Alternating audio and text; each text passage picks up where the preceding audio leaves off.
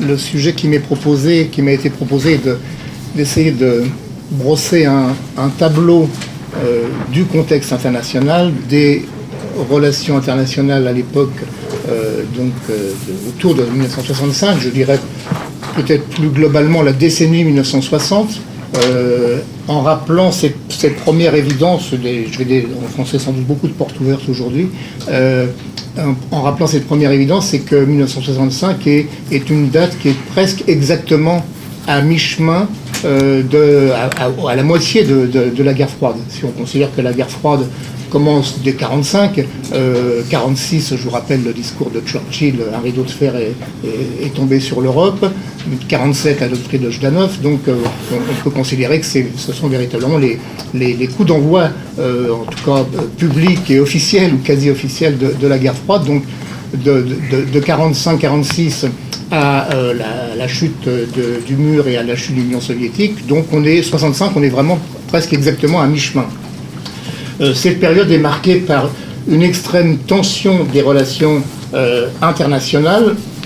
Donc je vous rappelle la mise en forme en quelque sorte de la mise en mots de cette tension, c'est la division en deux blocs. La doctrine Jdanov, c'est la constatation communiste, et la doctrine Churchill, c'est la constatation occidentale de la division du monde en deux blocs. En réalité, donc, les deux blocs, l'Occident dit capitaliste et l'Est dit communiste. En fait, en 1965, on est entré dans un autre monde, dans une autre catégorisation, qui est, je vous propose plutôt de parler d'un monde tripolaire, car, vous le savez, en 1965, l'Union soviétique et la Chine, les deux grands du communisme mondial qui apparaissaient soudés jusqu'aux années 60, enfin fin des années 50 en tout cas, ont largement entamé à ce moment une divergence idéologique gravissime qui tournera par la suite à l'affrontement des États, et même en 1969, donc on est peu de temps après les massacres d'Indonésie, 69, où l'affrontement Union soviétique-Chine tournera à un affrontement d'États, on est même pratiquement au bord de la guerre à ce moment-là. Donc la montée en puissance du communisme qui depuis 1945, qui avait apparu à un moment inexorable, connaît un brusque coup d'arrêt. Idéologiquement, le maoïsme brise une unité qui paraissait totale, donc jusqu'au début des années 60. Les partis communistes qui ne sont pas au pouvoir se divisent et voient des éléments les plus radicaux partir, donc division du monde communiste.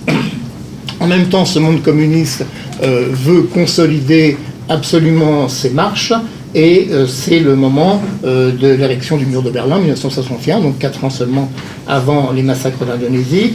3 ans après les massacres d'Indonésie, c'est l'intervention soviétique en Tchécoslovaquie, 1968, qui est explicable par la crainte de Moscou de voir se fragiliser et s'effriter justement ses marches.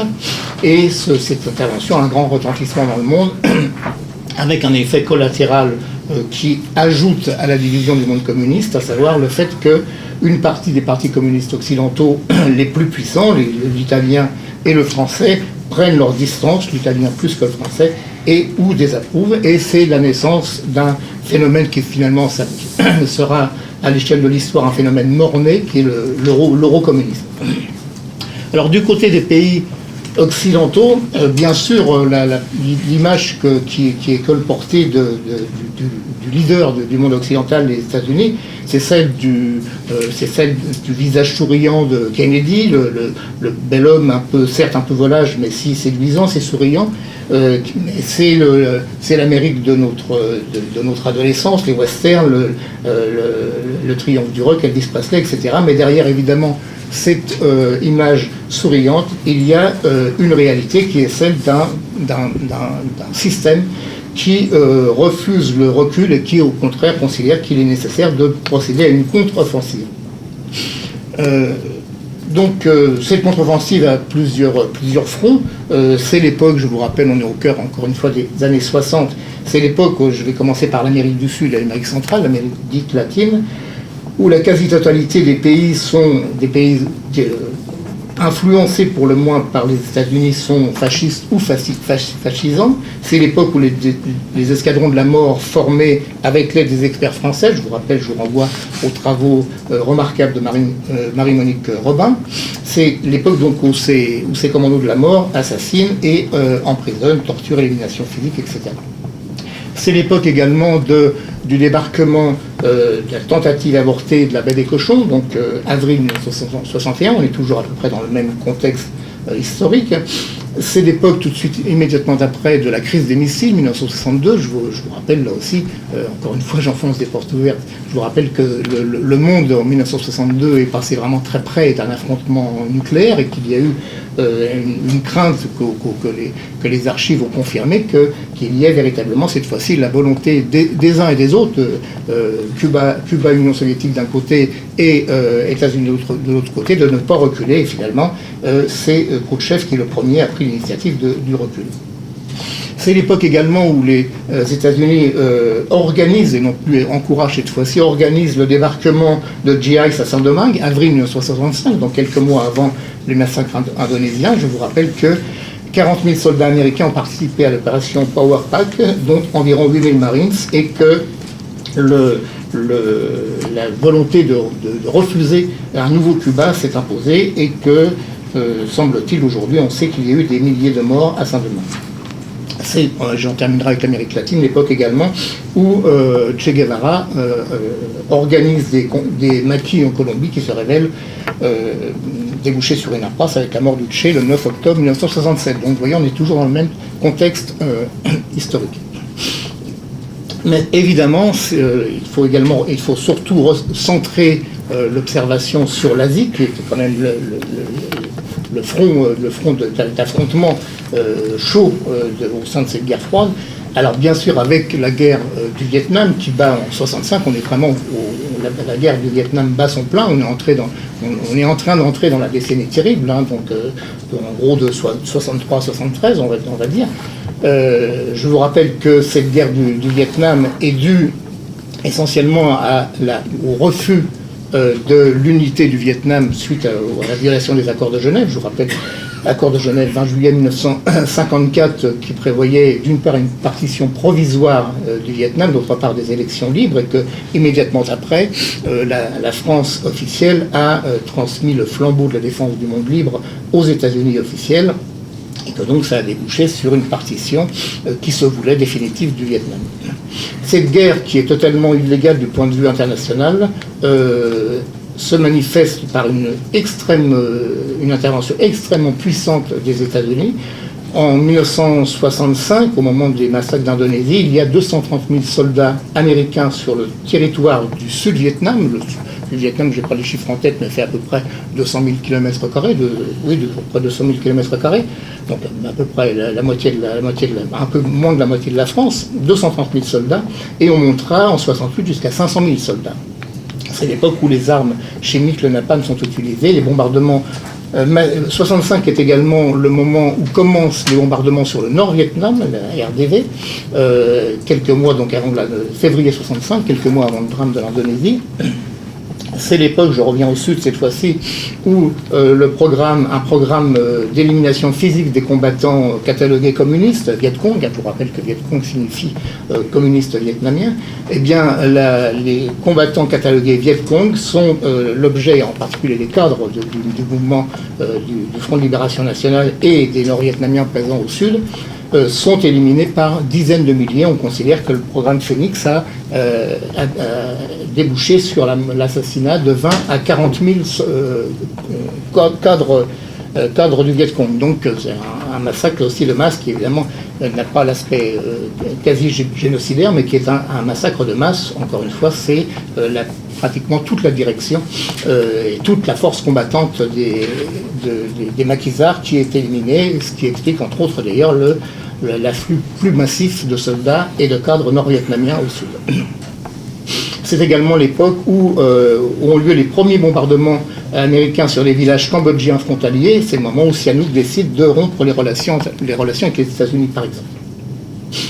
Cette guerre du Vietnam suscite une énorme vague de protestations dans le monde, manifestations dans tous les pays. Je vous rappelle également qu'elle a été désignée comme la première guerre télévisée, c'est-à-dire une guerre qui véritablement a concerné beaucoup plus que les conflits précédents. Bon, tout simplement parce que la télévision existait peu, mais même par rapport à la guerre de Corée, qui est relativement une dizaine d'années plus tôt. Donc la guerre du Vietnam véritablement pénètre dans tous les foyers du monde, en tout cas du monde qui possède des télévisions, c'est-à-dire une grande partie de la société mondiale.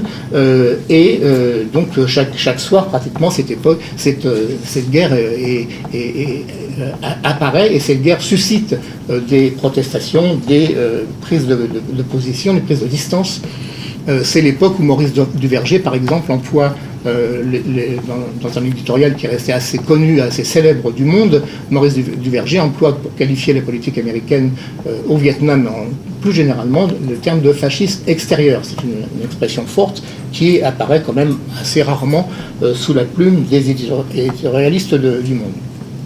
C'est l'époque également où la France décide de quitter l'OTAS, même 1965, et c'est l'époque où le général de Gaulle, là on est cette fois-ci dans les scissions, dans les divergences au sein du monde occidental, c'est l'époque où le général de Gaulle prend nettement ses distances avec la politique américaine, avec d'une part l'éviction des bases américaines du territoire métropolitain de 1966, et d'autre part sur la question qui intéresse le plus l'opinion mondiale à l'époque, la guerre du Vietnam. C'est l'époque du discours du général de Gaulle à Phnom Penh. Je vous rappelle que de Gaulle condamne d'une façon extrêmement vive la politique américaine au Vietnam, et où il explique qu'il n'y aura pas de solution malgré l'énorme puissance militaire américaine, qu'il n'y aura pas de solution. Septembre 66, on est 9 ans avant la fin de la guerre du Vietnam, et donc évidemment le général de Gaulle a, parmi d'autres, mais en tout cas sa voix porte énormément, parmi d'autres, une vision assez d'avant-garde. Donc dans ces conditions, j'en viens avec vraiment quelques phrases seulement, puisque Jean-Louis Margolin a parlé évidemment de l'Indonésie. J'en viens à l'Indonésie. Donc la lutte contre l'Indonésie indépendante et non alignée, Bandung 55, c'est quand même un moment important. Ça se tient sur le territoire indonésien. C'est le lancement du mouvement des non alignés, qui est une volonté justement d'une partie du monde, une partie des sociétés du monde, d'échapper justement à la bipolarisation et à l'affrontement Est-Ouest qui marque l'époque. Donc la lutte contre l'Indonésie indépendante est pour l'impérialisme américain une nécessité vitale. Pour eux, le non-alignement signifie le communisme, d'autant que l'Indonésie, ça a été dit, expérimente alors une présence importante d'un mouvement communiste, le plus important de partis communistes du monde en dehors des pays socialistes, où l'adhésion au PC n'a pas la même signification. Donc je pense que cette intervention, même indirecte, Jean-Louis Margolin a pris ses distances avec la notion d'intervention directe, en tout cas même indirecte, en tout cas le soutien à l'alliance de fait entre les génocidaires indonésiens et le système américain, fait qu'il y avait une volonté véritablement de marquer un coup d'arrêt sur le thème l'impérialisme a perdu la Chine 1949, a perdu le nord du Vietnam 1954, et donc il faut mettre un terme à ce recul de l'Occident. Voilà. Je conclurai seulement sur une remarque plus générale sur le fait que le silence qui a couvert depuis 50 ans ces massacres est un silence qui n'honore pas ni les sociétés qui l'observent, ni les médias, ni les hommes politiques qui, en général, ont plus de réactivité lorsqu'il s'agit de célébrer d'autres anniversaires d'actes gravissimes, mais moins quantitativement dramatiques que celui des massacres en Indonésie. Voilà, je vous remercie.